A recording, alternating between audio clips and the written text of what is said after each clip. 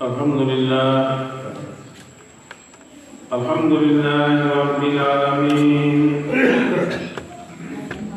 Assalatu wassalamu ala sayyidil awwalin wal akhirin wa rahmatan lil alamin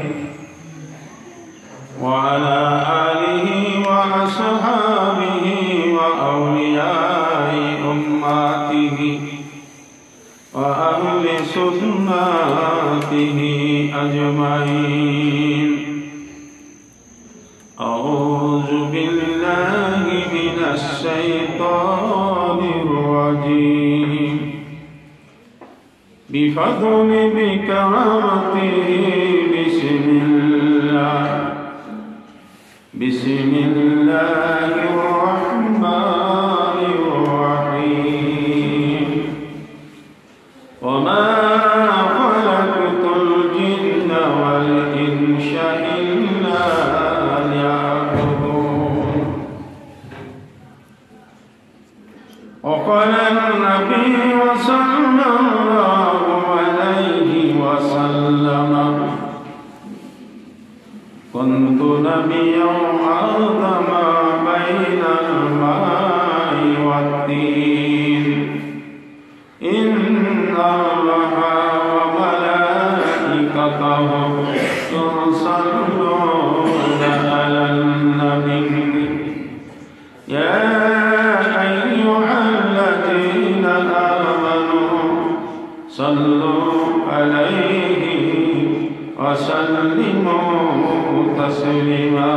Allahumma salli ala sayyidina maulana Muhammad wa ala ali sayyidina maulana Muhammad. Allahumma salli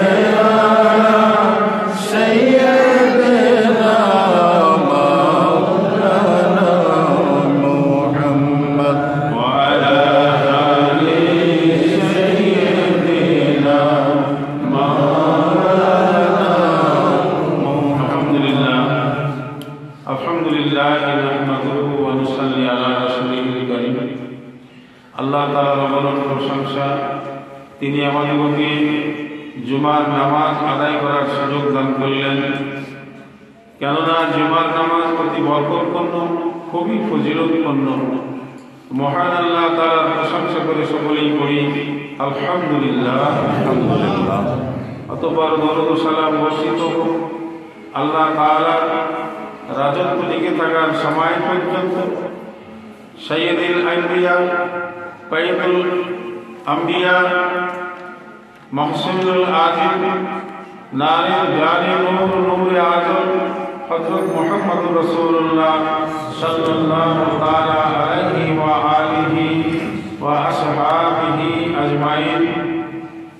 আমরা বলি আল্লাহুম্মা আমিন। আল্লাহুম্মা। হাজিরাত মুহাম্মাদান, আল্লাহ তাআলা দুনিয়ায় আমাদেরকে তার ইবাদত করার জন্য পাঠিয়েছেন। আমরা আল্লাহ এবং রাসূলের তাবেদারি করব, এটাই আল্লাহর উদ্দেশ্য। দেখুন, আজকে জুমার দিন, আপনি যদি জুমার নামাজ পড়ব এই নিয়তে গোসল করে থাকেন, তাহলে আল্লাহ তাআলা অগণন নেকি আপনাকে দান করেছেন। সুবহানাল্লাহ। যখন কোনো আল্লাহর বান্দা জুমার নামাজ আদায় করব এই নিয়ত করে, এই উদ্দেশ্যে গোসল করে, হযরত আলী রাদিয়াল্লাহু তাআলা বলেছেন, প্রত্যেক ফোঁটা পানির বিনিময়ে আল্লাহ তাআলা তার আমলনামায় 20টা করে নেকি লিখে দেবেন এবং 20টা করে গুনাহ মাফ হয়ে যাবে। এবং বলা হয়েছে জুমার দিন কেউ যদি চুল কাটে, জুমার দিন মোছ কাটে, নখ কাটে, তাহলে তার পরের জুমা পর্যন্ত তার সংসারে সচ্ছলতা থাকে। অর্থাৎ তার পরের জুমা পর্যন্ত তার সংসারের ভিতরে কোনো অবমাননা ঘটতে পারে না। আমরা যেমন দেখেন যে কোনো দিনই চুল কাটি, যে কোনো দিনই দাড়ি ছাঁটি, নখ কাটি ইত্যাদি। আসলে বৃহস্পতিবার, শুক্রবার অত্যন্ত বরকতপূর্ণ দিন, সোমবার বরকতপূর্ণ দিন, এই তিনটা দিনে ফোরকাজ করা, হাজামাত করা অত্যন্ত। এই নিয়মে যখন আল্লাহর বান্দা জুমার নামাজ আদায় করার জন্য খালি সন্তরে বাড়ির থেকে বাহির হয়, আল্লাহ তাআলা তার প্রত্যেক ধাপে ধাপে নেকি লিখতে থাকেন। সুবহানাল্লাহ। ফিরে যাওয়ার সময় বান্দার যদি খেয়াল হয় যে না, জুমার নামাজ আদায় করলাম, আজ থেকে আমি আর কোনো নামাজই ছাড়ব না, হজর, জোহর, আসর, মাগরিব, ইশা আর ছাড়বো না, তাহলে আল্লাহ তার সমস্ত জীবনের গুনাহ মাফ করে দেবেন। এই কারণে আল্লাহ তাআলা কোরআন কারীমের ভিতরে বলছেন, ওমা খালাকতুল জিন্না ওয়াল ইনসা ইল্লা লিয়াবুদুন, হে আমার বান্দা বান্দিরা, আমি তোমাদিগকে দুনিয়ায় শুধু আনন্দ ফুর্তি করার জন্য, নাচাকুটা করার জন্য, খেল তামাশা করার জন্য, আরামের সাথে খাওয়ার জন্য, আমার আরামের সাথে ঘুমিয়ে থাকার জন্য পাঠাইনি, সৃষ্টি করিনি। আমি সৃষ্টি করেছি তোমরা আমার দেওয়ার নিয়ামত খাও, ভোগ করো, আর তোমরা আমারই ইবাদত করো, আমারই গোলামি করো, আমারই দাসত্ব করো। কিন্তু আমরা তা না করে কি করতেছি? নামাজের কোনো গুরুত্ব নাই। অথচ দেখেন আজকের খুতবার ভিতরে ছিল, যখন আল্লাহ কোনো বান্দা ফজরের নামাজে রাখতে ঘুম ভাঙে যায়, ফজরের 2 রাকাত সুন্নাত নামাজ আদায় করে, আদায় করার সাথে সাথে তার বিগত জীবনের গুনাহগুলো মাফ হয়ে যায়। সুবহানাল্লাহ। ফরজ নামাজ তখন পড়া হয়, ফরজ নামাজের পরে যখন সূর্য ওঠা পর্যন্ত সে অজিব আমলের ভিতরে থাকে, জিকিরে ফিকিরে থাকে, তো আল্লাহ তাআলা তার আমলনামাতে 200টা উমরা হজ করার নেকি লিখেছেন। সুবহানাল্লাহ। আল্লাহ তাআলা এই কথা বলেননি যে তোমরা উমরা করো, তোমাদের উমরা কবুল হয়ে যাবে। আজকে ধরে এখন যারা উমরায় যাচ্ছে প্রায় 1.5 লাখ টাকা খরচ হচ্ছে, 1.5 লাখ টাকা খরচ করে উমরা হজে গেল, তারপর তার হজ কবুল হলো কিনা এই সম্পর্কে হাদিস কোরআনে কোনো দলিল নেই। কিন্তু ফজরের নামাজ আদায় করে যদি সূর্যোদয় পর্যন্ত আল্লাহর জিকিরে থাকে, তারপরে যদি তার সময় মিলে যায় 2 রাকাত নফল নামাজ আদায় করে, সেটা ইশরাকি নিয়ত করেন বা নফল নামাজের নিয়তি করেন, আল্লাহ তাআলা কবুল 100টা উমরা সব আপনাকে দান করবেন। তাহলে আজকে আমরা আমাদের স্বভাবকে সুন্দর করতেছি না, আমাদের চরিত্রকে সুন্দর করতেছি না, আমাদের ভিতরে যে খারাপ কিছু আছে এগুলো দূর করতেছি না। গোসল করি আমরা, শরীর দুর্গন্ধ হলে, জামা কাপড়ে ময়লা হলে আমরা গোসল করি, কিন্তু আমাদের অন্তরের ভিতরে যে ময়লা লেগে গেছে, আমাদের অন্তরে ময়লা লাগার কারণে আমাদের কি হচ্ছে? নামাজের মহব্বত কমে যাচ্ছে, রমজান মাস আসলে রমজান মাসে রোজা রাখার মহব্বত কমে যাচ্ছে। অন্তরের ভিতরে ময়লা লাগার কারণে বাপের সাথে আমরা ভালো ব্যবহার করতে পারছি না, মার সাথে ভালো ব্যবহার করতে পারছি না, বড় ভাইয়ের সাথে ভালো ব্যবহার করতে পারছি না, বয়স্ক লোকদের সাথে ভালো ব্যবহার করতে পারছি না। যাদের অন্তরে ময়লা আছে, যাদের অন্তরে ময়লা ধরে গেছে, তাদের কাছে আলেম, ফাজিল, হাফেজ, কারি, মোল্লা, মুফতি কিছু নাই, এরা বেমিয়াত দোজখে যাবে, এদের মাফ পাওয়ার কোনো রাস্তা নাই, বেমিয়াত দোজখে চলে যাবে। আপনি আমি কত বছর, 50 বছর, 60 বছর, 70 বছর, 100 বছর, আচ্ছা ধরলাম 120 পর্যন্ত দেখলাম, কিন্তু তারপর আমাদের মৃত্যু হয়ে যাবে। তাহলে আমাদের যদি মৃত্যু হয়ে যায়, তাহলে আমরা কি করবো? আল্লাহর প্রেমিকেরা তা হাদিস বলা হয় যে রাসূলের ছেলের ভিতরে রাসূল কি বলছেন, আমি তখনও নবী ছিলাম, যখন আদম আর হাওয়াকে সৃষ্টি করাই হয় নাই, তৈরি করা হয় না, কাদা পানির ভিতরে ছিল, তখন আমি নবী ছিলাম। কোন প্রসঙ্গে বলেছেন? হযরত হুযায়ফা রাদিয়াল্লাহু তাআলা, হযরত জাবের রাদিয়াল্লাহু তাআলা বর্ণনা করতেছেন, হযরত আলী রাদিয়াল্লাহু বর্ণনা করতেছেন, রাসূল করিম সাল্লাল্লাহু আলাইহি ওয়াসাল্লামকে একদা আমরা দেখলাম মরুভূমির ভিতর 2টা খেজুর গাছের নিচে দাঁড়িয়ে উনি নামাজ পড়ছেন। আমরা অনেক সময় ধরে দেখলাম, দীর্ঘ সময় ধরে উনি নামাজ পড়ছেন। যখন উনি নামাজ পড়ে হাত উঠালেন, দীর্ঘ সময় হাত উঠিয়ে রাখলেন মোনাজাতের ভিতরে। মোনাজাত শেষ করেছেন, তখন আমরা গিয়ে সালাম দিলাম, আসসালাতু ওয়াসসালামু আলাইকা ইয়া রাসূলুল্লাহ, ইয়া হাবিবাল্লাহ। হুজুর, আপনি তো আল্লাহর রাসূল, আপনি তো আল্লাহর নবী, আপনার এত বেশি বেশি ইবাদতের কি প্রয়োজন আছে? বলে দেখো ইবাদতের প্রত্যেকেরই প্রয়োজন আছে। আমি তখনও নবী ছিলাম যখন আদম হাওয়ার সৃষ্টি হয়নি, কাদা পানির ভিতরে ছিল। তাহলে আমি সেই জগতে নবী ছিলাম, এই জগতে নবী এবং রাসূল হয়েছি। কিন্তু আমি আল্লাহকে ভালোবাসি, আল্লাহকে দর করি, আল্লাহর শুকরগুজার বান্দাদের অন্তর্ভুক্ত হতে চাই, আল্লাহ তাআলার উত্তম বান্দাদের অন্তর্ভুক্ত হতে চাই। এই জন্য আমি বেশি বেশি আল্লাহর ইবাদত করি। বলে খোদার মেয়েরা, আশিকে রাসূলেরা। তাহলে আজকে আমরা দেখেন কোন পথে, একটাই আমাদের কারণ, আমাদের ভিতরে সত্যকে কালাম নাই আর আকলে হালাল নাই। আমরা সত্য কথা বলি না, আমরা হালাল খাবার খাই না। যার ভিতরে দুটো জিনিস নাই তার নামাজ, রোজা, হজ, যাকাত, তাসবিহ, তাহলিল, জিকির, ফিকির এগুলো একটা তামাশা ছাড়া কিছুই নাই। এই দুটা অভ্যাস যদি আপনার ভিতরে থাকে, দুটা অভ্যাস যদি আপনার ভিতরে থাকে, আপনার নামাজ যদি কম হয় আপনি বেহেশতে যাবেন, আপনার রোজা যদি কম হয় আপনি বেহেশতে যাবেন। কিন্তু আপনার যদি মিথ্যা কথা বলার অভ্যাস থাকে আর হারামের খাবার খাওয়ার অভ্যাস থাকে, আপনি কামার গেলাপ ধরে যদি আপনাকে 1000 বছর আয়ু দেওয়া হয় আপনি বেহেশতে যেতে পারবেন না এবং ঈমানের সাথে আপনার মৃত্যু হবে না। সাল্লাল্লাহু আলা মুহাম্মদ সাল্লাল্লাহু আলাইহি ওয়াসাল্লাম সাল্লাল্লাহু আলা মুহাম্মদ সাল্লাল্লাহু আলাইহি ওয়াসাল্লাম। আলহামদুলিল্লাহ। এই জন্য আমাদের কোনো ভুল ভ্রান্তি হয়ে গেলে মনের ভিতরে আসে যে আমি কোনো ভুল করে ফেলেছি, সঙ্গে সঙ্গে চোখের পানি ফেলে হাত উঠে আল্লাহকে বলে, আল্লাহ আমি ভুল করে ফেলেছি, তুমি আমাকে ক্ষমা করো।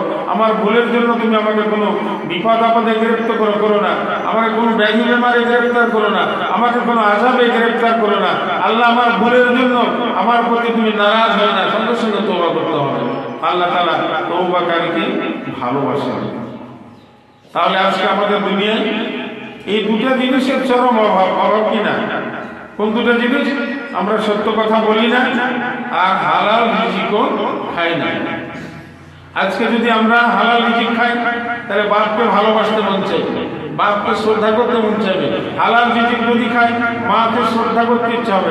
হালাল রিজিক যদি খাই তাহলে পীর ওলি গওস কুতুব হাক্কানি আলেম মুফতি মুহাদ্দিস হাফেজকারীদের শ্রদ্ধা করতে মন চাইবে। কারণ হচ্ছে কি, আজকে গোটা পৃথিবীতে রাজা, বাদশাহ, প্রধানমন্ত্রী, president, MP, MLA, chairman, member, আমরা যারা দুনিয়ার জমি আলেম, ফাজিল, হাফেজকারী, মোল্লা, মুন্সি আছি, আমাদের প্রত্যেকের ভিতরেই মিথ্যা কথা বলার অভ্যাস হয়ে গেছে এবং আমাদের প্রায় প্রত্যেকের ভিতরেই হারাম খাওয়ার অভ্যাস হয়ে গেছে।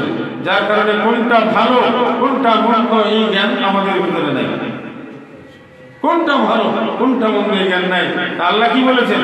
আমা খালাকুল জিন্না ওয়াল ইনসা ইল্লা লিয়াবুদুন। আমি তোমাদেরকে আমার ইবাদত বন্দেগীর জন্য পাঠিয়েছি। আপনি নামাজ পড়ছেন না কিন্তু আপনি হারামের ধারে কাছে যান না, আপনি ইবাদতের সব করেন। আফসোস হয় আজকে আমরা মসজিদে নামাজ পড়ছি, কাঁধে কাঁধ মিলিয়ে জামাতের সাথে নামাজ পড়ছি, অথচ মিথ্যা কথা বলি। নামাজ পড়ছি অথচ আমরা হারাম খাবার খাই, ইফতার করছি হারামের খাবার দিয়ে ইফতার করছি।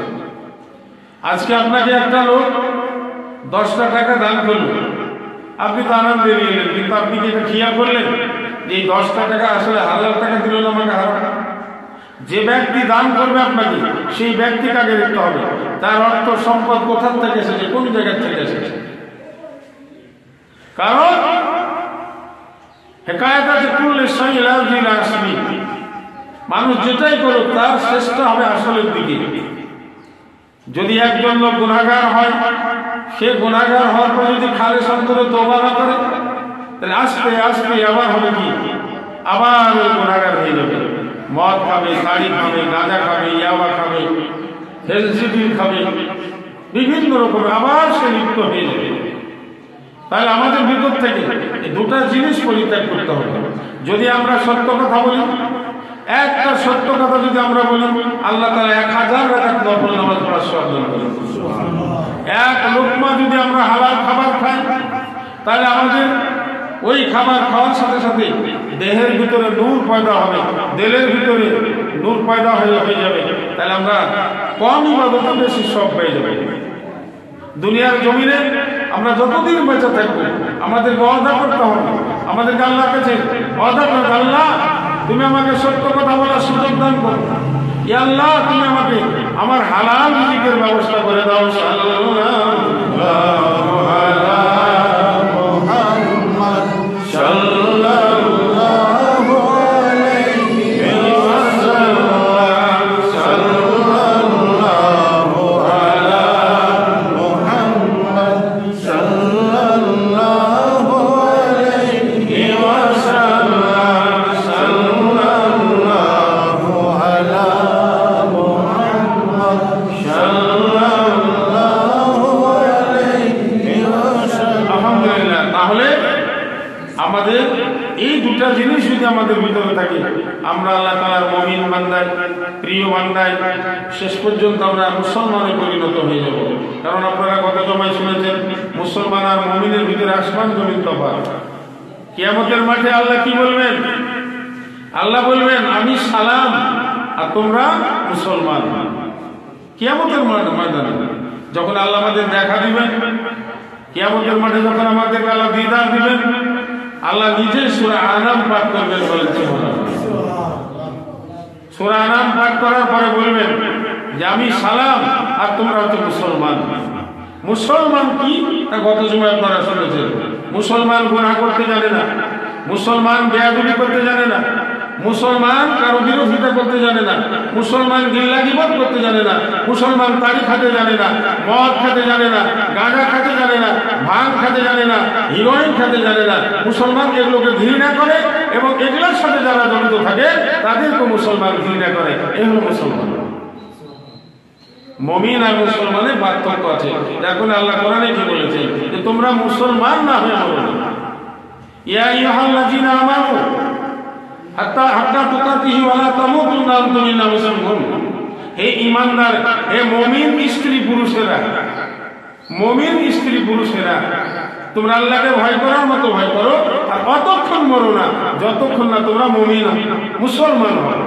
তাহলে মুমিন আর মুসলমানের পার্থক্য আছে।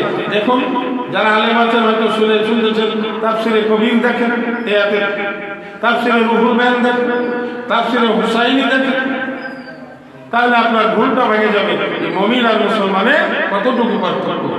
আমি আর সঙ্গে পারবো না। তাহলে এই দুটা জিনিসের জন্য আমরা আল্লাহর কাছে ফরিয়াদ করতে হবে।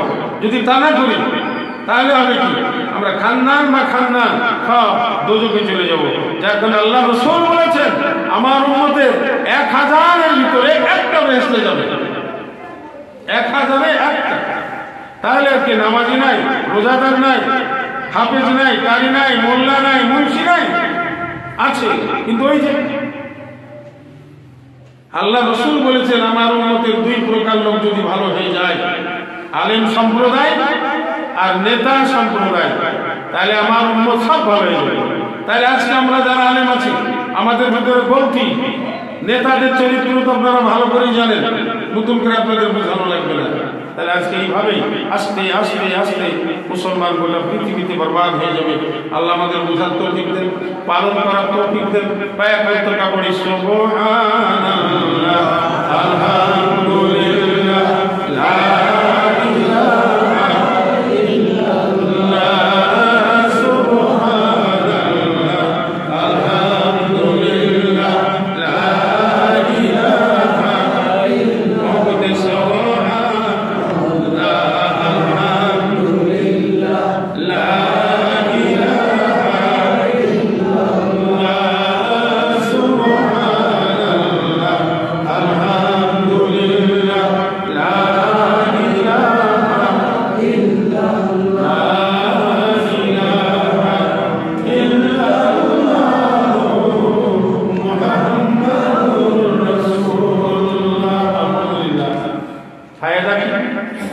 আমরা যদি সত্য এবং হালাল না করি, আমরা ছেলেমেয়েকে মাদ্রাসায় পড়ে আলেম হবে কিন্তু খাঁটি আলেম হবে না। ছেলে মেয়েদের পড়ে হাফেজ হবে কিন্তু খাঁটি হাফেজ হবে না। যে হাফেজ কিয়ামতে আপনাকে সাফায়াত করবে ওই হাফেজ তৈরি হবে না। যে আলেম আপনাকে কিয়ামতে সাফায়াত করবে ওই আলেম তৈরি হবে না। কারণ আপনারা জানেন যে 1 মণ দুধে যদি 1 ফোঁটা পেশাব পড়ে দুধ নষ্ট হয়ে যাবে। যে হারামে খাবারের দ্বারা যে সন্তানের জন্ম হবে, জারজ কয় প্রকার আলেমকে জিজ্ঞাসা করেন, অনেক আলেম পারবে না। আর জারজ হচ্ছে 15 প্রকার। যাদের বাপের পরিচয় নেই তাকেও জারজ বলা হয়। আর হারাম খাবারের দ্বারা যার জন্ম হয় সে তাকেও জারজ বলা হয়। এরকম জারজের 15টা ভাগ আছে বলেন সুবহানাল্লাহ। এই জন্য ইচ্ছা করে ছেলে মেয়েদের কাগজ জমা করতে হারামি বলবেন না। হারামির বাংলা হলো জারজ, বাংলা তো না, এটা উর্দু ফার্সি কথা। অবৈধ সন্তান অনেক আমরা বাপ মা আছি, কথায় কথায় ছেলে মেয়েদেরকে হারামি বলি। বন্ধু আছে অনেক, দেখবেন কথায় কথায় বন্ধুকে হারামি বলি। হারামি মানে হলো জায়রা জায়রা জায়রা, কথাটা বুঝে আসবে? আল্লাহ আমাদের তৌফিক দেন, সকলে প্রাণ খুলে হাত উঠে আল্লাহর প্রার্থনা করে আল্লাহ তাআলা আমাদের জন্য পরিপূর্ণ পরিবর্তন এবং আমাদের পরিবর্তন করার সুযোগ দান করেন। আল্লাহুম্মা আমিন। যার যাদের মকসুদ আছে আমিন আমিন করবেন, আর ওটা তুলে ধরবেন, কারণ জুমার নামাজে মুনাজাত আল্লাহ দোয়া কবুল করেন। আল্লাহুম্মা সাল্লি আলাল বাদিরিত তামামি, আল্লাহুম্মা সাল্লি আলা নূরিল জালামি, আল্লাহুম্মা সাল্লি আলা মিফতাহি দারিস সালাম, আল্লাহুম্মা সাল্লি আলা শাফিঈ ফি জামিইল আনাম, সুবহানাল্লাহি মিনাল মিজান, আমাতাল ইলম মাবলাগানি দাওয়াতিনা তাল আশ, আলহামদুলিল্লাহি মিনাল মিজান, আমাতাল ইলম মাবলাগানি দাওয়াতিনা তাল আশ, ওয়ালা ইলাহা ইল্লাল্লাহু মিনাল মিজান, আমাতাল ইলম মাবলাগানি দাওয়াতিনা তাল আশ, আল্লাহু আকবার মিনাল মিজান, আমাতাল ইলম মাবলাগানি দাওয়াতিনা তাল আশ, লা মালজা ওয়ালা মানজা মিনাল্লাহি ইল্লা ইলাইহি, সুবহানাল্লাহি আদাদা শাফিঈ ওয়াল ইতর ওয়া আদাদা কালিমাতিল্লাহি তাম্মাতি কুল্লিহা, আসআলু আস-সালামাতা বিরহমাতিহি ওয়ালা হাওলা ওয়ালা কুওয়াতা ইল্লা বিল্লাহিল আলিয়্যিল আযীম, হাসবিয়াল্লাহু ওয়া নি'মাল ওয়াকীল, নি'মাল মাওলা ওয়া নি'মান নাসীর, হাসবিয়াল্লাহু ওয়া নি'মাল ওয়াকীল, নি'মাল মাওলা ওয়া নি'মান নাসীর, হাসবিয়াল্লাহু ওয়া নি'মাল ওয়াকীল, নি'মাল মাওলা ওয়া নি'মান নাসীর। আল্লাহুম্মা ইন্নী আসআলুকা বিজাহি সাইয়্যিদিনা মুহাম্মাদিন আবদিকা ওয়া কারামাতি আলাইকা আন তাগফিরা লি খাতিয়াতি, আল্লাহুম্মা ইন্নী আসআলুকা বিহাক্কিল হাসানিল মুজতাবা আল হুসাইনি শাহিদি কারবালা ওয়া আখিহি ওয়া উম্মিহি ওয়া আবিহি ওয়া জাদ্দিহি ওয়া মালিহি ফাররিজ আন্নি মা নাহনু বিহি বিরহমাতিকা ইয়া আরহামার রাহিমিন। আল্লাহুম্মা সাল্লি আলা সাইয়্যিদিনা মুহাম্মাদিন আবদিকা ওয়া নাবিয়িকা ওয়া হাবিবিকা ওয়া রাসূলিকা আন-নাবিয়্যিল উম্মি ওয়া আলা আলিহি ওয়া সাহবিহি ওয়া বারিক ওয়া সাল্লাম। اللهم صل على سيدنا محمد عبدك ونبيك وحبيبك ورسولك النبي الأمي وعلى آله وصحبه وبارك وسلم. اللهم صل على سيدنا محمد عبدك ونبيك وحبيبك ورسولك النبي الأمي وعلى آله وأصحابه